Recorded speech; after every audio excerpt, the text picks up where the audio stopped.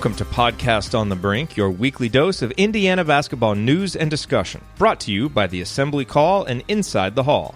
I'm your host, Jerod Morris. Join me live at assemblycall.com every Thursday night and immediately following every IU game for our live IU postgame show. And visit InsideTheHall.com for complete coverage of IU basketball and to join the discussion in the Inside the Hall Premium Forum.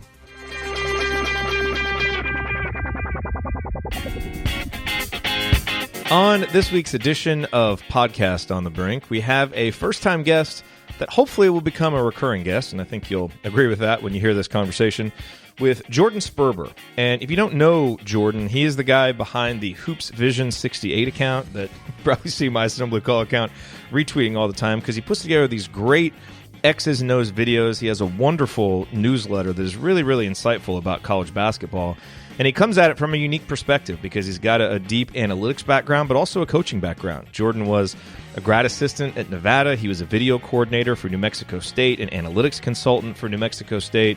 Also worked at Stats and Info at ESPN. So he, like I said, really brings a unique perspective to it. He's now the owner of Hoops Vision LLC, hosts the Solving Basketball podcast, which I recommend you subscribe to, and then also the Hoops Vision weekly newsletter, which you can get at hoopsvisionhq.com. So really puts out a lot of good content for the college basketball fan. I mean, wanted to have him on to get some insight on, his thoughts on Indiana, the current state of the program, and mostly Archie Miller as a coach and some of the things that he has seen from Archie. There are a couple of things in his recent newsletters about what makes a defense successful and about how three-point defense, should be played that we get into. So a lot of really good talk, a lot of really good insight from really a guy that I think is one of the brightest minds out there right now analyzing college basketball. So this week's conversation with Jordan Sperber coming right up. Before we get to that, a quick word from this week's sponsor, SeatGeek. Do you ever feel like ticketing websites make getting to the event difficult on purpose? It's as if they're so big that they feel like they can get away with not caring about the customer experience. What if their site's annoying? What if it doesn't have the events you want? Hello, status quo. The real question is, how easy could it be if those ticketing sites actually cared? Well, why is SeatGeek better than the rest? Because they actually care. And that is why the App Store shows over 50,000 five-star reviews. Pretty good for customer satisfaction, right? The reason why is because SeatGeek delivers a better process. They pull together millions of tickets from all over the web. Then they rate each deal on a scale of 1 to 10. They show you right there the details. Green dots mean good deals. Red dots are overpriced. Everything is displayed on an interactive seat map. And, very importantly, every purchase is fully guaranteed so you can shop for tickets with confidence. I have the SeatGeek app on my phone. It's what I use, both for sporting events, for music concerts. Whenever my wife and I want tickets, we go to SeatGeek first because we know we're going to find the best value for our money there. And best of all, SeatGeek will give you $10 off your first SeatGeek purchase. All you need to do is use our promo code. Download the SeatGeek app, use the promo code BRINK, B-R-I-N-K, for $10 off your first purchase.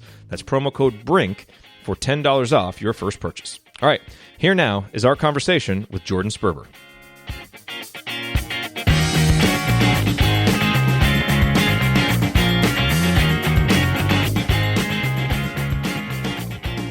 Okay, and we are pleased to be joined this week on Podcast on the Brink by Jordan Sperber, the owner of Hoops Vision LLC, the man behind the great Twitter account HoopVision66. Jordan, welcome to Podcast on the Brink. Thank you for having me, Jerod and Alex. I appreciate it.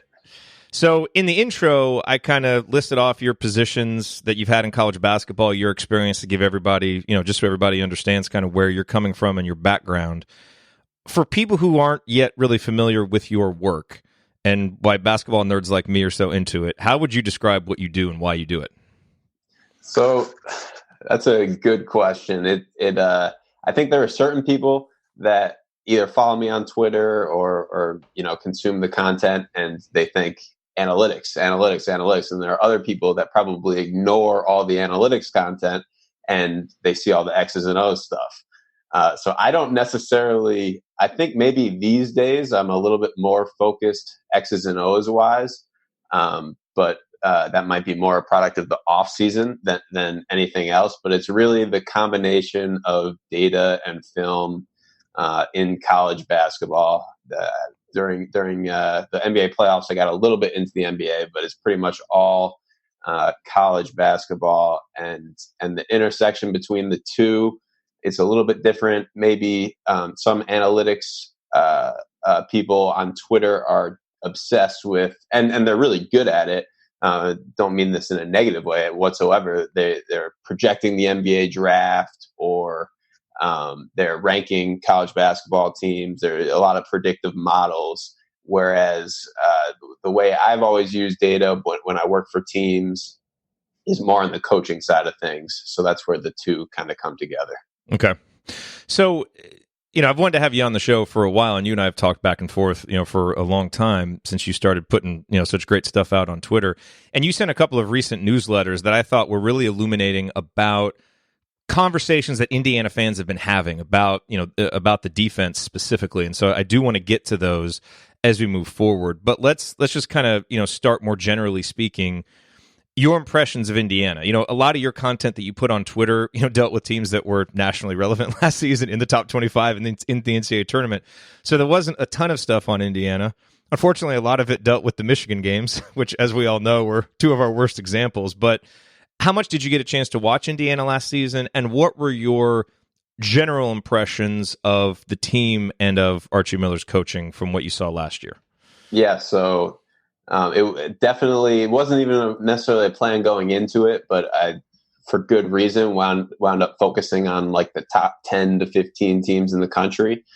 So the games that I definitely watched some other Indiana games, but the games where I was kind of watching almost like for Hoop Vision related purposes was definitely the Duke game early on, and then like you mentioned, those two Michigan games, and I did a YouTube video on the first Michigan game, but it was leading up to the second one.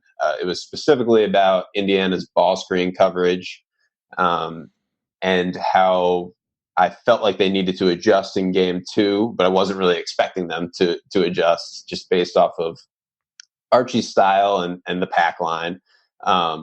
And so, yeah, that was the three games that I was definitely locked in for. Since then, yesterday, since I knew I was coming on, I watched the Wichita NIT game, which is probably good that Romeo Langford didn't play in that game, given that he's not coming back. But the general impressions are, pretty standard. Defensively, Archie is, I guess, both Millers. Sean Miller is probably one of the guys you think of when you think of pack line defense, and I would put Archie in that category as well. And then offensively, I wouldn't say that I don't watch. Didn't watch Indiana, don't watch Archie Miller and see outdated offense by any means. They obviously weren't very good offensive efficiency wise last season, but for the most part, they're running up-to-date sets. They run, well, maybe we'll get into it a little bit later, but they run a lot of ball screens that other teams that are efficient offensively run. And yeah, I don't think that by any means he's living 10 years ago like a handful of coaches are. When you mention that he's running modern offense, I think that's been kind of one of the most common complaints that Jerod and I have gotten from IU fans. And I think it's easy to say that somebody can't coach offense when you don't have players that can make shots. Is it simply the fact that IU was unable to make perimeter shots that kind of made them look bad offensively last year, or was it something else maybe that you see beyond that? Because a lot of times they like to complicate things, but you mentioned if you have great individual players and you have guys that can just make plays and create, you're going to look better than you otherwise would if you don't. And I personally, I think there was times maybe where it's a pretty big adjustment going from what Tom Crean did, kind of just the I don't want to say no structure, but it was a lot more freedom than what Archie Miller affords. But I don't necessarily think that it's the wrong approach. I look at it more as, from the standpoint of, do you have guys that can make shots? Is that in your mind kind of what it comes down to as well? Or is there other things that you see maybe that are opportunities for improvement on that end? So I definitely agree. it becomes a chicken or the egg type thing. Is the offense the reason why they shot 31% from three, or is the fact that there are a 31% 3-point shooting team the reason why the offense struggled? And I would probably say that regardless of the scheme that a coach decided to run with the given roster, they were going to be a poor 3-point shooting team this season. And it's I a lot of times I'll get if I post an X's and O's video or something, I'll laugh if someone responds like, this only works because of shooting. It's like, yeah, well, every offense only works because of shooting. You're right. The person's right. But so there definitely is that. If I wanted to be critical of the offense, this would be my criticism. And again, I don't think that at worst, I think he's probably an average offensive coach, but you could probably say he's above average. But my criticism would be that they run, especially in that game I said I watched against Wichita State. It was almost all ball screens. They were running, almost everything was off of a ball screen. The only other real creation was Juwan Morgan post-ups, which he had a good year in that department. But for the most part, all ball screens. And there's kind of two choices that you can make when running a ball screen offense. The first one is you can come off every single ball screen with a purpose, like very deliberately and slow and looking to make the right read. And Michigan is the Big Ten example of a team that does that. So every ball screen is it's important. And then the opposite way is you just run a ton of them in a given possession, and you're basically waiting for the defense to mess up. And I would say a good example of that, I don't necessarily have a Big Ten example, but nationally would be Virginia. When they ran their ball screen stuff this year, they would run 5 of them right in a row in a possession, and then eventually the defense would break down and they would get a dunk or a 3 or something like that. And when I was watching Indiana, they literally ran action that Michigan runs and Virginia runs. They ran Virginia's offense, I think, 3 times in the Wichita State game for 3 different possessions. And Michigan type offense, it wasn't exactly a carbon copy, but the same concept. They probably ran that 5 to 10 times in the Wichita game. And so my critique would be that they're kind of in between on how they're using these ball screens. I agree with maybe a little bit of a lack of freedom. I'd say like someone like Michigan has a lot of freedom because of they're using those to make the right read. But you don't. It's not necessarily a bad thing. I do think that they were a little bit in between, and that shouldn't all go on Archie. With Langford out, Finney and Green were the 2 guys getting ball screens, and I don't necessarily, they're not as good as Xavier Simpson or Ty Jerome if we're staying with Michigan and Virginia. But that would be my critique, I guess, on the offense. Jordan, Jerod, do you have anything on the offense? I was going to shift to defense, but if you have something offensively you want to ask, go ahead, Jerod. No, I was ready to go to defense too. Okay, so Jordan, I'm curious. The one area where we have seen Indiana make tremendous strides in Archie Miller is defensively, and I think that that's kind of what he came in with, the mentality of I'm gonna kind of build this with that mentality of we're gonna guard, and that was music to the ears of Indiana fans who had watched a lot of elite offenses, but when it came down to it, they couldn't stop anybody in a lot of key games. You go back and look at some of the Sweet 16 losses that they had. The Kentucky game, obviously in 2012, they couldn't stop Kentucky. The 2013 game against Syracuse was kind of a different situation, but then the North Carolina game, I think in 2016, was another game where they just couldn't stop a really high-powered offense. But in terms of what Archie's doing defensively, how big of adjustment do you think that is for personnel to go from what Tom Crean was doing into the pack line? And also, is this something that Indiana can continue to kind of make the leap up the national rankings defensively as the personnel kind of grows into the system, because it is, by all accounts, at least in my opinion, a pretty big change from what they were doing previously, and there's a lot of holdover still from the previous regime's roster as to what they have now. Yeah, that's a good question. If they have room to grow, because they're still getting used to the change, I would be a little bit skeptical of that. But I think that the reason why they have a lot of defensive potential is I'm looking, they were 32nd in the country in adjusted defensive efficiency. I don't think they had that great of defensive players. So I would say that was a good season given their personnel. Specifically, a big 7-foot rim protector or something like that. I would say technically the pack line does a good job of not relying on needing that rim protector. It's, the help comes from one pass away, and you and it's more of a team oriented. We've seen Virginia be the standard for pack line defense. But yeah, I think if if I had to watch their personnel and arbitrarily pick where I think they would rank in defensive efficiency, it wouldn't have been 32nd. It would have been worse than that. So I think it was a good year for them on that end. And yeah, it would be a little bit more size would definitely. I think, given Archie's track record, and if they can get a little bit more size in, you're looking at a top 25 defense.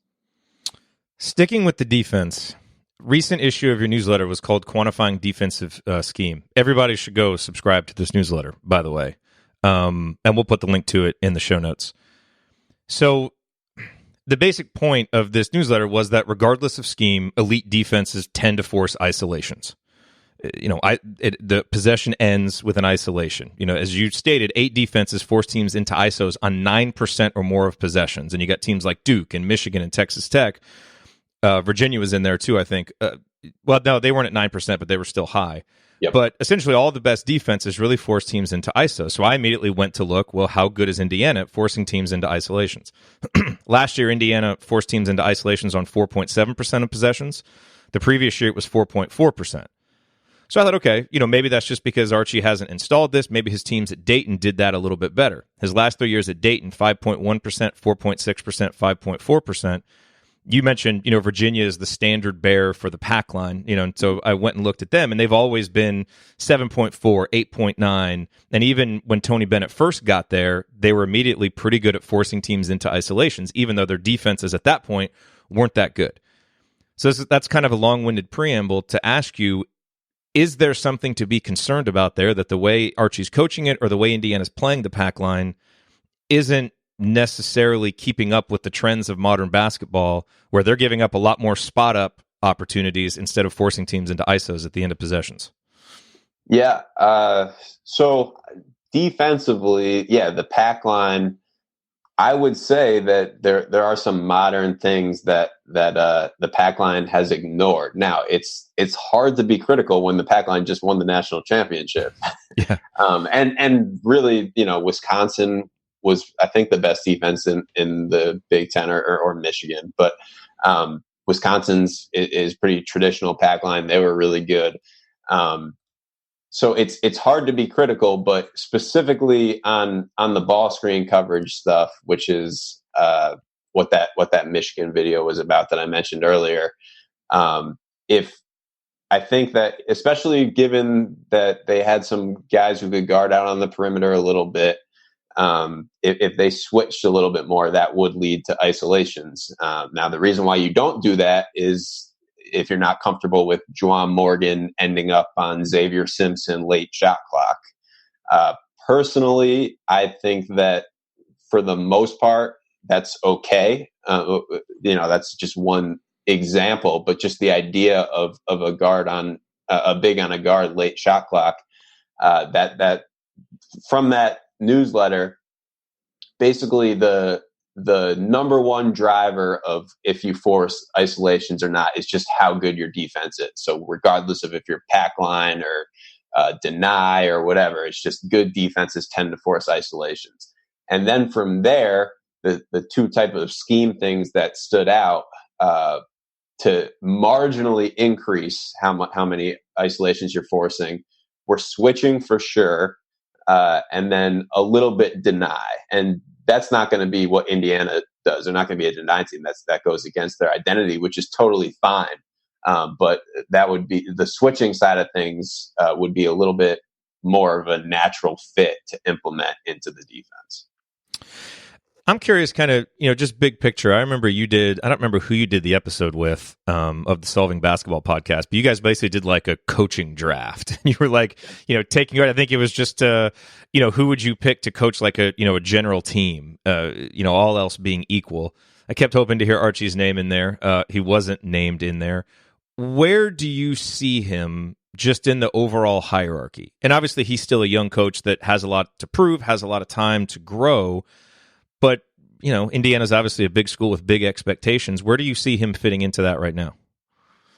So one way that podcast was with Gibson Piper, who that's who it was, is one of the few people in the world who watches more basketball film than me. So good person to do the draft with for sure. And we picked, I think, 10. I think if I remember right, you messaged me afterwards asking this question because I feel like I've thought about it before. One to move away from the X's and O's, one data driven way I've looked at this a little bit is if you take the average KenPom ranking or the average adjusted efficiency margin, which is basically KenPom ranking of that program. And compare. So in all the years where Indiana was not coached by Archie Miller, this was their efficiency margin. And then let's compare that to in his 2 years with Indiana. So that's that to me, it starts to fall apart if someone has been with the team throughout the whole entire KenPom era. So obviously Coach K, it doesn't work for someone like that who's been at Duke since 2002. So I think that Archie Miller in that analysis would be slightly, for Archie, it wouldn't just be Indiana. It would include his Dayton resume too. And at Dayton, I think that he was slightly above the Dayton average. The number one person in this study by far is Chris Beard. I mean, it's a small sample size at this point, but he is like the major outlier in the study. And then for someone who's been at a team for like at least 10 years or coaching for at least 10 years, Tony Bennett is another one that stands out. Now, that is more of a coincidence than anything that the national championship was those two guys. But I do think it's an interesting way of looking at it. And I would imagine, I don't have the numbers, but I would imagine that Archie would probably be somewhere around 50 to 100 in that type of ranking. And yeah, I think he's above average. It's not necessarily, there are certain coaches that you get like really excited about when you watch their X's and O's and their film and like how they innovate. And I don't necessarily get that, but I do think that his resume at this point is above average. One more topic I want to ask you about is 3-point defense, and this has been a hot topic for IU fans ever since Archie took over, just because of some perceived deficiency in the pack line defense and defending the three. And of course, Archie's first game at IU was when Indiana State hit 100 3-pointers against us. But you had, I thought, an interesting newsletter about this recently. And you tweeted this stat out in terms of opponent 3-point volume and efficiency for top 25 defenses. And I think this is over the last 4 seasons. 90 out of 100 held their opponents below the Division I average in 3-point percentage. And only 54 out of 100 held their opponents below the D1 average in 3-point volume. This is not necessarily what one would expect, especially people who are well-versed in all of Ken Pomeroy's studies about how, with a few exceptions, the defense doesn't really control 3-point percentage. So you don't necessarily need to analyze this from an IU-centric perspective, but why is three-point defense more nuanced than simply don't allow three-point volume? Because I feel like at times it gets simplified into that, and that's not necessarily the case. Yep. Well, the reason why almost all the top 25 defenses are good at defending the three from a three-point percentage, which does seem to go against Ken's analysis, is there's some selection bias going on. So it's likely if we played 30 more games, a lot of those teams that are in the top 25 had some fortunate luck. And so it's hard to be in the top 25 without having good three-point shooting luck. But beyond that, there definitely are some legitimate reasons that while it's true that it's much easier to control the attempt than the percentage, basically and it's not a complex idea, but just how, Steph Curry with the Warriors, his ability to be able to shoot a three from anywhere just warps your whole defense. And so that, even when taken to not the extent of Steph Curry, but just putting an emphasis on having to get out on threes, it compromises your defense in other areas. If you take the converse side of things, when you're playing against a team that has multiple non-shooters on the court, especially if you're scouting against them, all of a sudden your options, you just have so many different options coverage-wise. So that's not to say that teams shouldn't want to take away threes and prioritize it. But the point of the newsletter was that there has to be a specific X's and O or scheme implication for how you're going to do that. Just the blanket, we want to take away the threes. It is tough. And yeah, I think it would probably go back to more switching. That would be good. To take away some threes.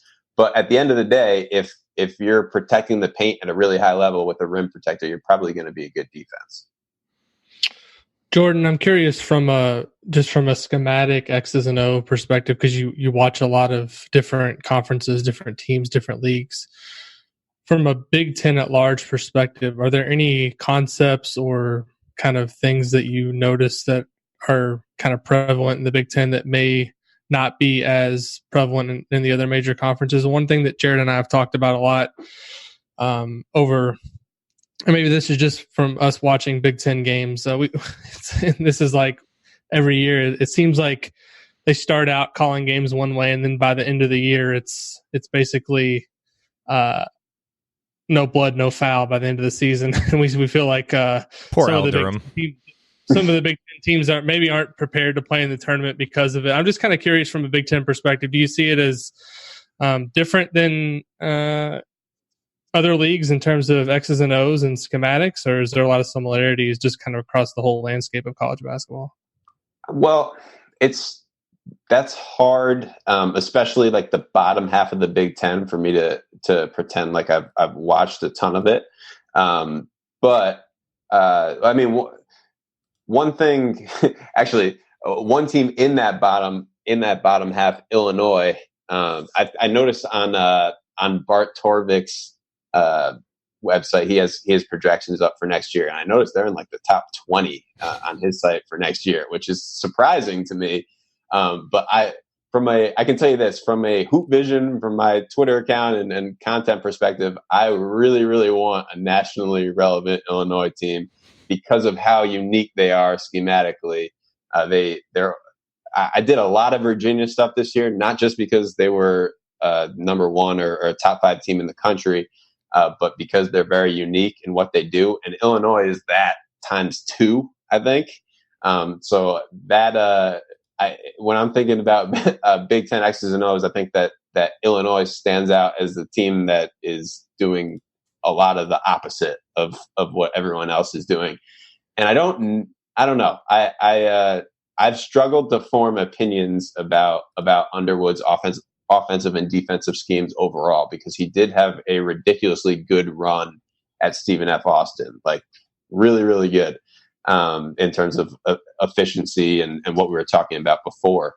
But they are the one where they're changing how you play for better or worse. When you play against Illinois, you're playing differently than how you normally would. And I mean, so far his tenure at Illinois, that hasn't necessarily been a good thing, but it's for sure a thing.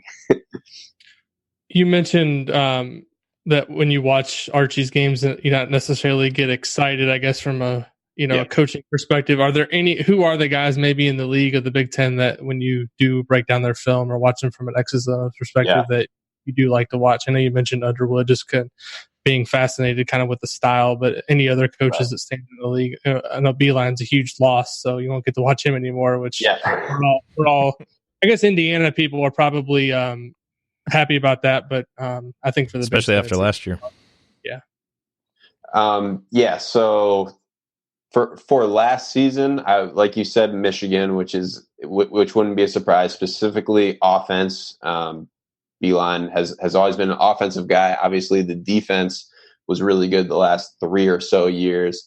Then the other team I would put in there last year, really as one of the best offenses to watch X's and O's wise in the country, was Purdue.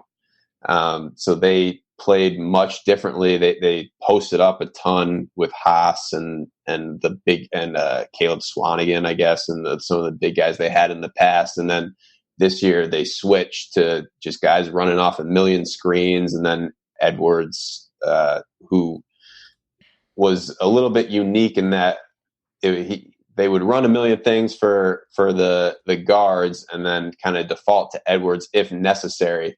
But specifically, they had this one concept where they would set a screen for someone to come off of and then immediately get a dribble handoff. And that was, I tweeted this a couple of times, that for my money was the hardest thing to guard in the country this year, because of how well they had a lot of shooting on the court. Edwards was very good, and then also the pace that they played at. When I say pace, I'm not necessarily talking about like adjusted tempo, but how fast they're moving within their actions on offense. I think that the guy behind a lot of that was Greg Gary, I think, who took a job this offseason. He was an assistant coach. So it will be interesting to see with him gone how the offense changes. But Painter, for the most part, has done a good job. He's not really a system guy. From year to year, he can adjust to having a lot of bigs or having Carson Edwards or whatever the case is. So you just mentioned the impact that an assistant coach had there for Purdue, and Indiana right now has an open assistant coach slot. Ed Schilling, left. So, the staff currently is Tom Ostrom, Bruiser Flint, and obviously you have Archie. And, I don't know how much you know about those guys and their backgrounds and all of that, but you've been, inside of coaching staffs. What do you think, for however much you can give insight on this, what do you think would be the smartest thing for Archie Miller to look for in an assistant coach? Because, and I'll, to kind of set the context, obviously you can really focus on recruiting, or as we've talked about with the offensive struggles, do you try to go after someone that's a real offensive guy? Because Ostrom is, he knows the pack line like Archie, and Bruiser Flint is known as a defensive guy. How would you kind of approach a situation like that when it comes to filling out your assistant coaching staff?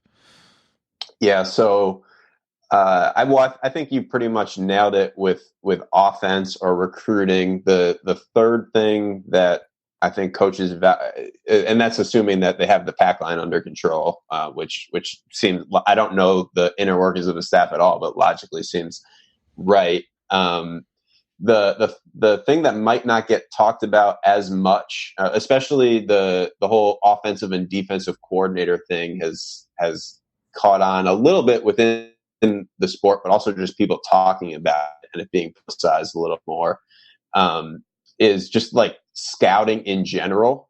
So some staffs, the most common way a college staff does scouting is that they rotate between the 3 assistant coaches. So the first game of the season, coach 1 will do it. Coach 2 is not really working on that game. He's working on the scout that he has coming up. And I've been on staffs where it was mostly equal what coaches got which scouts, just based on timing. I've also been on stats where the number one assistant coach got like all the best teams, all the best games. And I think there was a lot of value in having someone who is a really, really good scouter like that. Actually, ironically, the guy I worked with, who was probably the best scouter, is now at Wichita State. And when I was watching that Indiana Wichita State game, I'm pretty sure he had the scout because he was talking a lot on the bench. I was watching him the whole time, so it was interesting to see knowing how he thinks and the coverages that Wichita State was playing against with Indiana. So I do think that the scouting part might get under talked about a little bit, but it makes sense that an offensive guy would be a good fit. And then recruiting it's like cliche to say it's the lifeblood of the program, but it's, that's how we started this whole conversation is that, if you have 31% 3-point shooters, there's only so much you can do. So recruiting is kind of, it has to be a factor in any hire. One thing that I'm also interested by that I think you could really speak to because of your experience, and I think you've talked about this some on Solving Basketball, but you can scout and come up with these incredible schemes. And I think this happened with Tom Crean at times. Like no one doubts that he really knows basketball intellectually, but it also seemed at times like he would try and give his team too much or throw so much at them that then in the 40 minutes of a game, it would look discombobulated and guys didn't quite know what to do. And it's like, well, Tom Crean can't coach. Like, what's he doing? And it's like, well, part of coaching is it's not what you know, it's what you can get the players to know. Sure. How much of a challenge is that from a coaching perspective? And you did obviously a lot of video work, did scouting work you have this great idea that theoretically would work, but now you've got to get the guys to actually go execute on it. How do you bridge that gap, and how much of an issue is that in college basketball where you don't have unlimited time to prepare? It's absolutely important. It's very hard for an outsider to measure it. It's basically impossible to measure it because in the film, if someone is not executing right, you don't know what the coach was telling the player, or if it's the player's fault, if it's the coach's fault, if it's the communication aspect. It's hard when you're not behind the scenes to really evaluate it. It's personally beyond the pack line and the mover blocker offense for Virginia. I think exactly what you're describing is what makes Tony Bennett such a good coach. Just the execution of their concepts are very simple.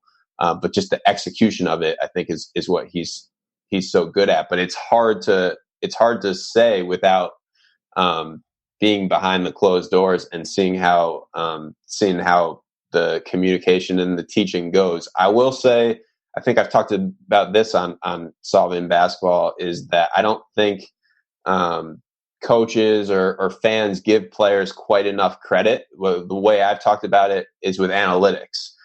Where there's this notion you don't want to kill the players with numbers, and to an extent that's true. I mean, if there's something they don't need to know, then there's no point in telling them. But personally, at New Mexico State, we scouted pretty heavily, and by the end of the season, our players, as they got reps at it, they're doing 30 games of a scouting report every day. By conference tournament time, when the stakes are so high, they can really execute advanced stuff. I think that players don't get enough credit, but there's even money being spent on the technology behind all this stuff to better communicate the film and stats and all this stuff to the players, and giving them iPads that have like apps that test them on their scouting report knowledge, and there's companies built off this kind of stuff, and so it's definitely important. What do you think, as you kind of peer forward, what do you think are some current inefficiencies in college basketball that forward-thinking coaches and programs will be exploiting? Whether it's schematically, whether it's recruiting. I know some of the programs you were with did a lot with transfers and that kind of thing. Like where do you see some of those opportunities over the next few years? So from that perspective, from an analytics perspective, a big thing will be the data that emerges. So the NBA has all these tracking cameras and just a ton of resources that college teams don't have. And I think the theory is that as the technology gets cheaper, that like any technology, it starts out really expensive when they first installed the tracking cameras into an NBA arena. I think it was like $400,000 or something like that. At New Mexico State, we weren't entertaining that.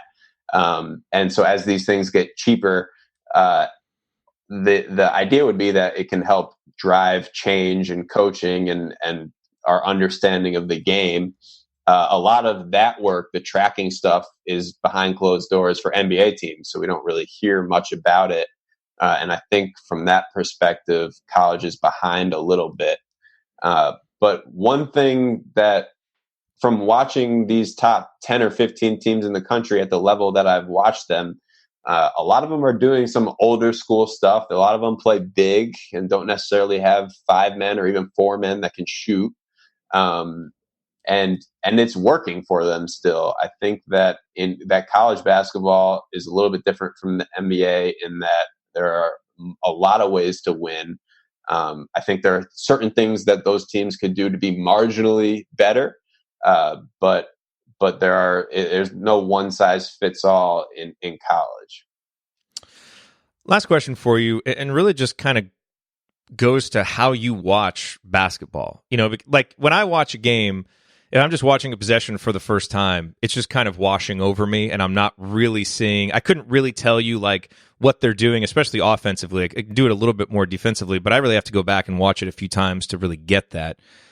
How do you watch a game, and like what are you really watching for to know if a team is playing well, if they're playing poorly?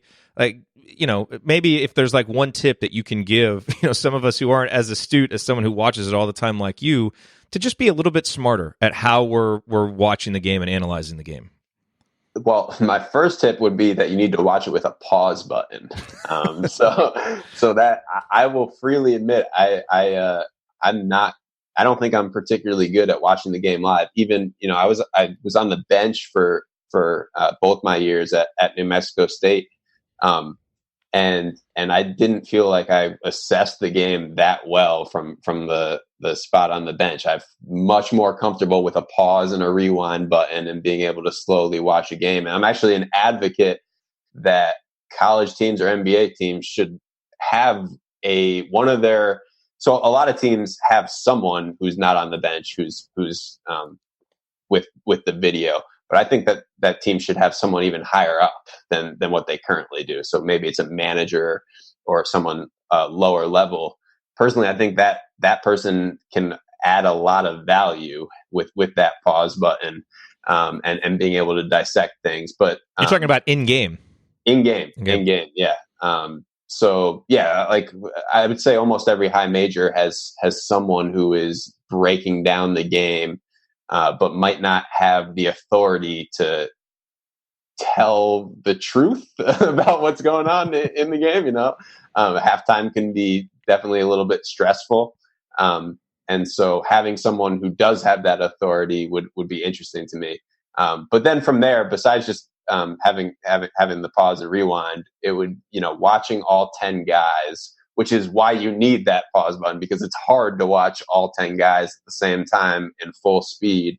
But yeah, that's the watching the ball.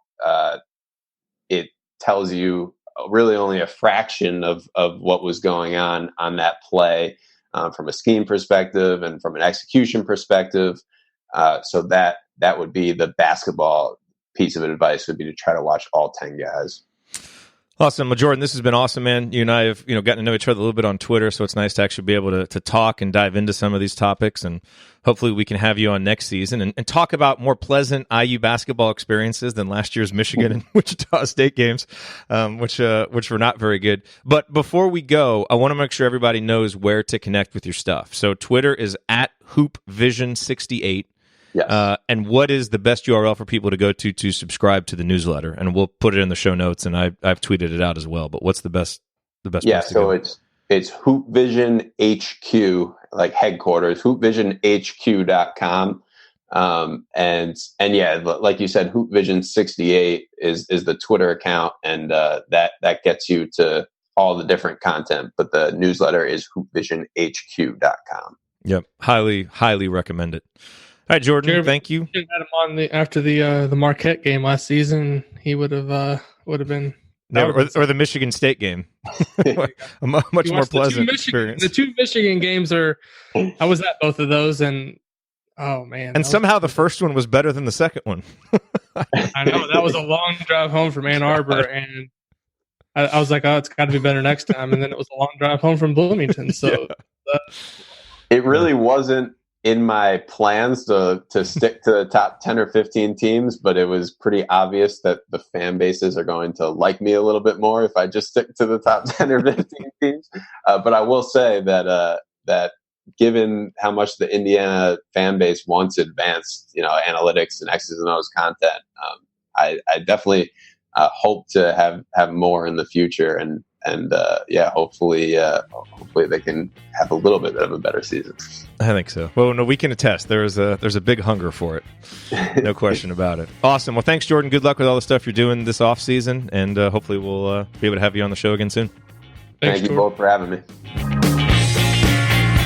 Thank you for listening to this episode of Podcast on the Brink. We always appreciate you being here. Remember to join me and my co-hosts for more IU basketball talk at assemblycall.com, and visit Alex over at insidethehall.com for complete coverage of Indiana basketball. If you want to support Podcast on the Brink, here is the single best way to do it. Tell anyone you know who loves IU hoops about us and suggest that they subscribe. Podcast on the Brink can be found on Apple Podcasts, Google Podcasts, Spotify, and everywhere else podcasts are available. Tell your social media followers, email your friends, text your family members. For weekly discussion about IU basketball, they need to be subscribed to Podcast on the Brink. We'll talk to you next time. Go Hoosiers.